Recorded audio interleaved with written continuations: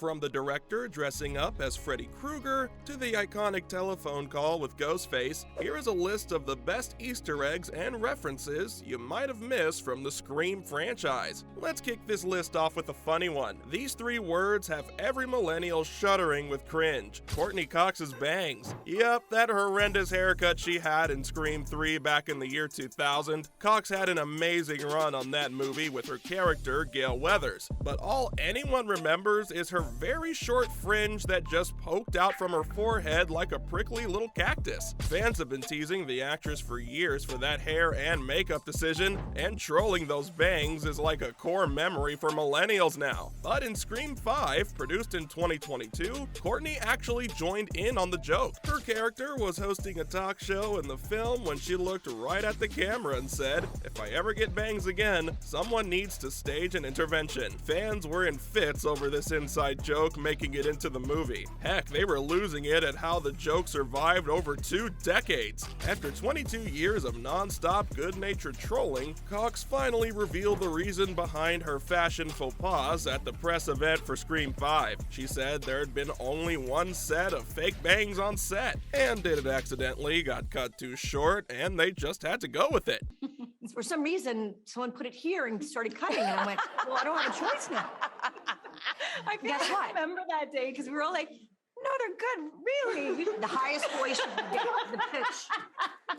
They'd been going far more of a Betty Page style, but ended up with what looked like the end of a broom stuck to her forehead. Another iconic moment has to be the nod to Randy's enduring legacy. Randy, played by Jamie Kennedy, was the original Scary Movie geek in the franchise, and was a major character in the first 2 films. The beloved character was actually killed off at the end of Scream 2 back in 1997, but fans still felt the sharp sting of betrayal even today, nearly 25 years later. According to fans, his death was completely unnecessary, and even the director, Wes Craven, regrets the decision. He says he got so much hate mail following the release of the film, but in his defense, he just didn't know how long the franchise was gonna last, and definitely didn't count on it becoming so iconic. Although the director grappled with potentially bringing him back from the dead, the idea was binned in favor of a posthumous tape left for his friends in Scream 3.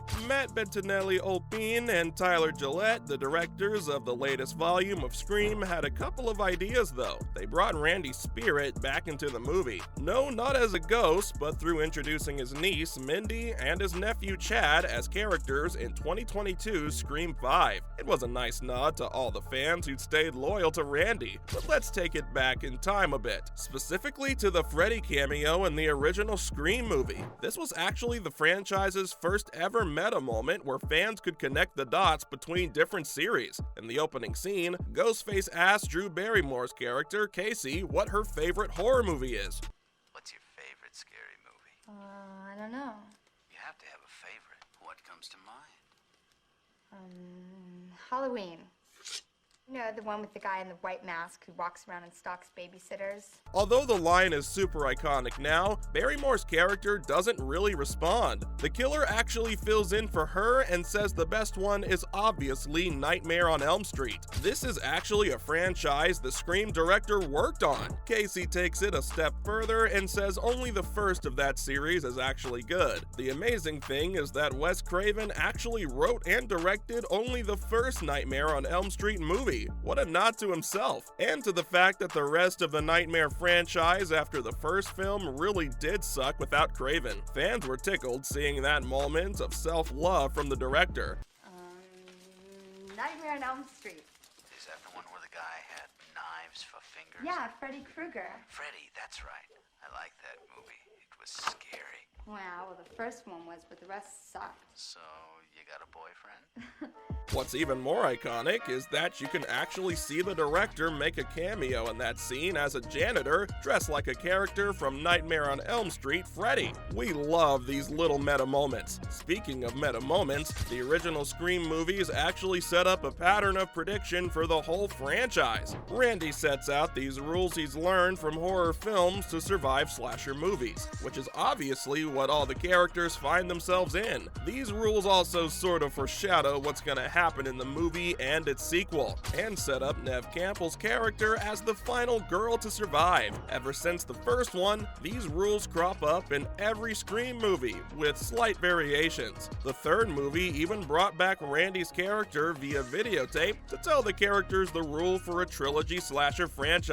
That's a tiny bit of hilarity and big brain genius mixed at its finest. It was Dewey who brought them up in Scream 5 and a film club that discussed them in Scream 4. These rules tell you that the director is definitely aware of slasher movie tropes and how many of them he ticks off. It's meant to be a fun bit of meta humor that clues the audience in to how these movies work. Basically, it's like an if you know moment, you know? If you want to talk about iconic scenes though, you have to talk about the one where Ghostface calls the main character. Drew Barrymore immortalized this scene in 1996, and audiences will never forget a single moment of it. Audiences thought Barrymore was gonna be a major character in the film. After all, she was a big deal in 1996. But surprise, surprise, she got killed off right in the first scene when Ghostface calls her. Her screaming into the telephone is an image that's branded into my brain. After that, nearly every movie, except Scream 2, opened with the iconic telephone scene. The second movie puts its own spin on it though, with Maureen and Phil watching the iconic scene play in the fictional film Stab running within the movie. Jada Pinkett Smith and Omar Epps' characters actually watch Casey's death in a meta moment. Scream 5 paid a special little tribute to it, with Jenna Ortega's character on the phone with Ghostface talking about horror films while playing with a butcher knife, just as Casey was in 1996. The only difference was that Ortega's character actually survives it, whereas Casey doesn't. But the best Easter egg has to be the film franchise that's running inside the film franchise. The movie Stab runs inside the Scream films, and the creators have really gone to town with it. Its cast has always been an inside joke shared with all the cast members, like the time Sydney lamenting that if anyone were to play her in a movie, she would want it to be Tori Spelling. Lo and behold, who's playing Sydney in the next Stab installment? None other than Tori Spelling herself. Scream 3 actually added another layer to this huge meta joke where all the characters have their very own Stab counterparts, and they're all running around with each other, getting killed off in the same order as the Stab film script said they would.